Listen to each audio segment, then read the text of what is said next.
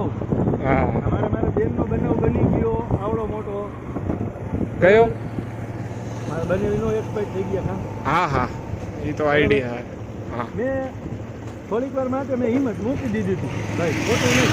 હા હા હોસ્પિટલનો બનાવ જે બન્યો ત્યારે મારા ખુદથી હિંમત મુકાઈ ગઈ હતી. અને મોટા ભાઈનું મારે કઈ ગણવાનું જ નથી ભાઈ મારું તો. હા એ તો સવાલ જ નથી ભાઈ. બરાબર. અને હું એને કયાય ન હતું તોય એમ તો એની રીતે એ જે કાંઈ થાય એટલું કરી શકતો હતો. પણ મને ખબર જ હતી કે હવે તલવાર ફરશે ને મારા ઉપર જ ફરશે. હા એટલે મેં કરું તૈયાર જ રાખી.